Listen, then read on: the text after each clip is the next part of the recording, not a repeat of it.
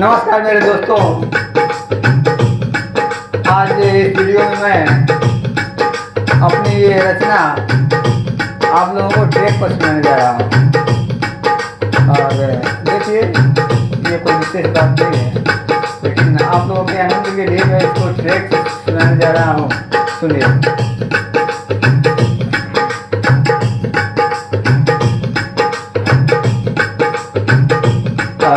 सो सावन में चढ़ुआइन हमारा घर आई तू ना। सो सावन में चढ़ुआइन हमारा घर आई तू ना। हमारा घर आई तू ना। हमारा घर आई तू ना। सो सावन में चढ़ुआइन हमारा घर आई तू ना।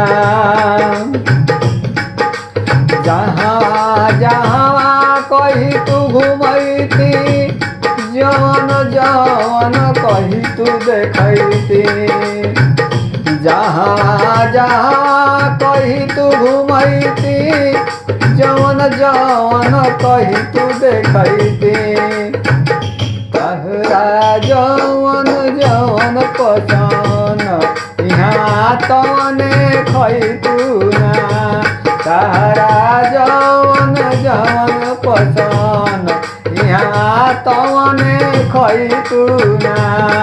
असो सावन में चढ़ुआइन हमारा घर आई तू ना।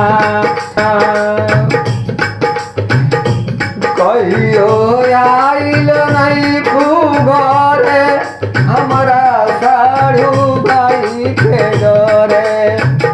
कहियो आइल नहीं घरे हमारा साढ़ू भाई के डरे।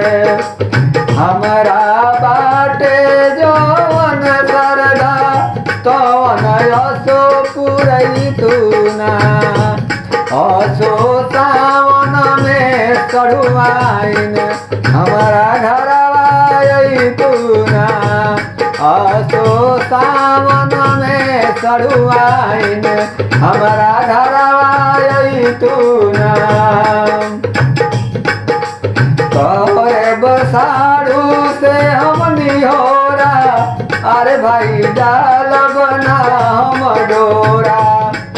करे बसाड़ू से हम निहोरा, अरे भाई डाल बना हम डोरा। थोरे थोरे सिपारिश तू लगई तू ना। असो सावन में चढ़ुआइन हमारा घर आई तू ना। असो सावन में चढ़ुआइन हमारा घर आई तू ना। असो सावन में चढ़ुआइन हमारा घर